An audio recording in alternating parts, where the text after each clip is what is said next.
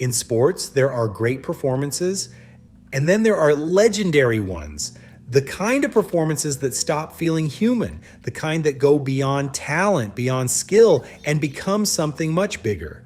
Moments where pain, pressure, and exhaustion collide, and somehow greatness still finds a way to win. These are the performances that become larger than the sport itself, the ones fans replay over and over again, not just because of what happened, but because of what they represent. Moments where an athlete pushes past limits that most people can't even imagine. Moments where the body begins to fail, but the mind refuses to surrender. And when people talk about the greatest individual performances in sports history, one game is always part of the conversation. Get set for Game 5 between the Chicago Bulls and the Utah Jazz. June 11th, 1997, Game 5 of the NBA Finals. The Chicago Bulls versus the Utah Jazz. The series tied 2-2, everything on the line. And at the center of it all was one man, Michael Jordan. This wasn't the high-flying superstar attacking the rim with endless energy. This wasn't the fully healthy player dominating games with ease. Hours before tip-off, Jordan could barely get out of bed. He was sick, weak, dehydrated, completely exhausted, and somehow, despite all of that, he still gave the world one of the greatest performances basketball has ever seen. This is the story of Michael Jordan's flu game. To understand why this game became so legendary, you first have to understand where Jordan was in his career at the time.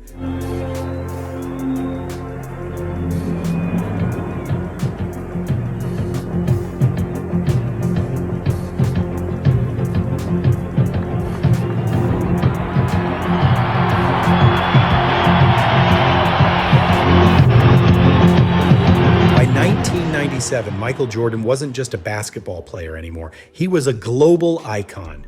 He had already won multiple championships, multiple MVPs, and completely transformed the NBA into a worldwide phenomenon. Everything about him felt larger than life. The shoes, the commercials, the championships, the clutch moments. But more than anything else, Jordan had built a reputation for being unstoppable when the pressure was highest. When the game mattered most, he delivered. That reputation had only grown after his return from retirement. After stepping away from basketball in 1993 following the death of his father, Jordan shocked the world by returning to the NBA in 1995. And almost immediately he reclaimed the league. By 1996, the Bulls had won 72 games, the best regular season record in NBA history at the time, and captured another championship. Jordan was back on top. But the 1997 finals against the Utah Jazz were different. The Jazz were not intimidated. Led by Karl Malone and John Stockton, Utah were disciplined, experienced, and desperate to win their first championship. Malone had just won MVP that season. Stockton was one of the smartest point guards the game had ever seen, and together they formed one of the greatest duos in NBA history. Utah believed this was their moment. Through 4 games, the series was completely even. Every possession felt intense. Every game felt physical. Neither team could pull away, and that's what made Game 5 so important. Whoever won would take a 3-2 lead in the series and move one step away from the championship. The pressure was enormous. But the night before the game, disaster struck for Chicago. Jordan suddenly became violently ill in his hotel room. Reports later described him suffering from severe flu-like symptoms, fever, chills, dehydration, exhaustion. Some people later questioned whether it was actually food poisoning instead of the flu, but whatever it was, the result was the same. Michael Jordan was in terrible condition. Trainer Tim Grover later described the scene in detail. Jordan reportedly looked pale, weak, and physically drained. At one point, he struggled to even stand normally. His body had almost no energy left, And for the first time in years, there were real questions about whether Michael Jordan would even play. Think about that for a second. This was Game 5 of the NBA Finals, one of the biggest moments of the season, and the greatest player in the world could barely move. Most athletes wouldn't have played. Most athletes probably couldn't have played. But Jordan's mindset was different. That's part of what made him legendary. He viewed weakness almost like an enemy. He hated showing vulnerability. He hated giving opponents confidence. And even though his body was breaking down mentally, he refused to quit. As game time approached, the atmosphere inside the Delta Center in Utah became electric. Jazz fans knew Jordan was sick. News had spread quickly, and for the first time in a long time, it felt like the Bulls might actually be vulnerable. The arena was loud, hostile, and filled with anticipation. When Jordan came out for warm-ups, people immediately noticed something was wrong. His movements were slower than usual. He looked exhausted before the game had even started. Even his face looked drained. But despite all of that, he still stepped onto the floor. And from the opening tip, it became clear this would not be a normal performance. Jordan looked physically exhausted almost immediately. During breaks in play, he bent over trying to catch his breath. He moved slower than usual. Every trip down the court seemed to take energy out of him. But what made the performance unbelievable wasn't that he played. It was that he still attacked. He still demanded the ball. He still wanted responsibility. Most players in that condition would try to survive quietly.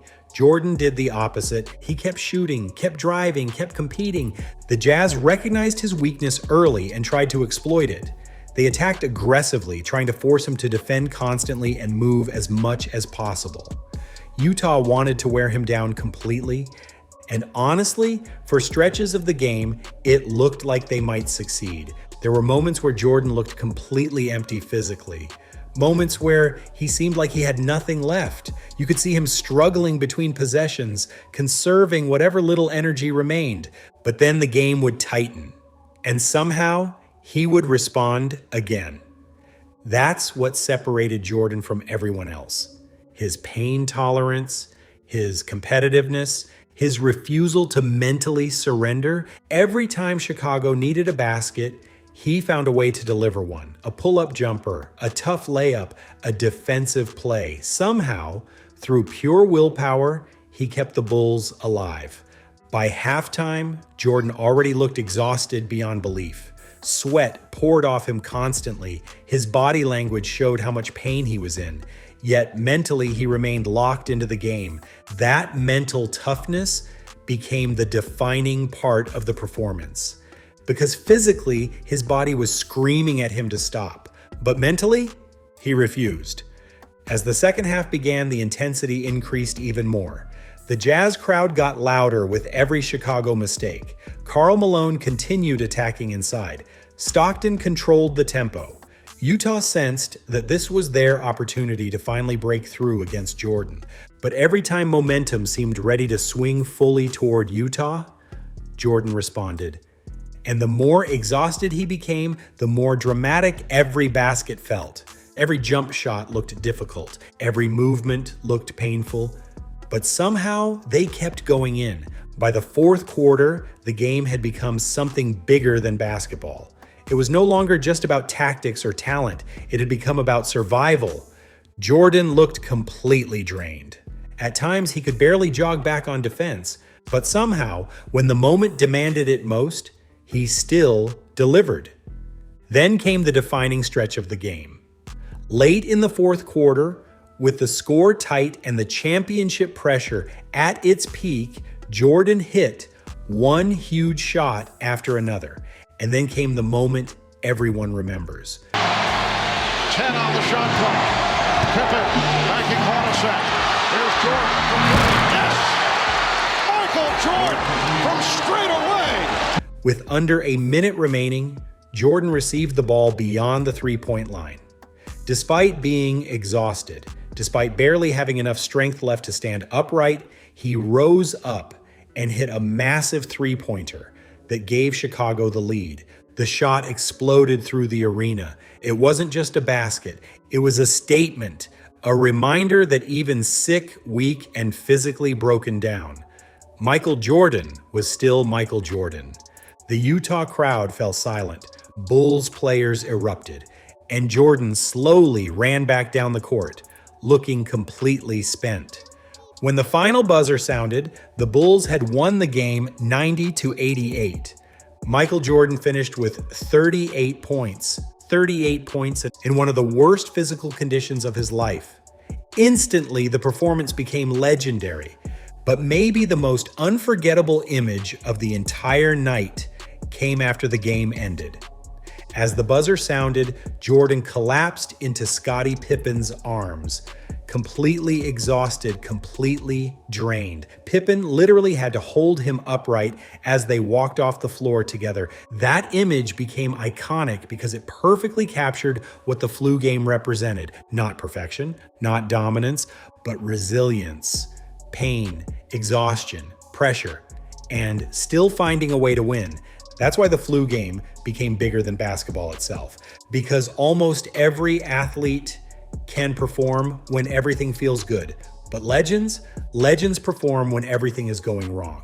And over time, the mythology around the game only grew stronger. People debated whether it was truly the flu or food poisoning.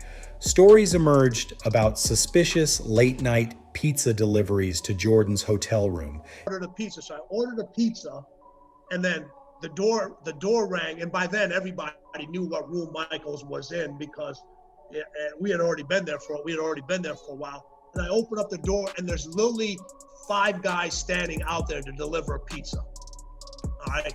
So I take the pizza. Obviously, they wanted to get a glimpse of Michael. And, I handed the pizza, I paid the guys, and I closed the door. And I just said, man, I got a bad feeling about this. So he goes, hey, is this a pizza? I said, yeah, here's a pizza. I feel Michael. I said, I got a bad feeling about this. He was like, oh, man, fuck you. Teammates described how weak he looked before the game. Trainers talked about how close he came to not playing at all. But regardless of the details, the result never changed. Michael Jordan stepped onto the court, physically broken down, and still delivered one of the greatest performances sports had ever seen.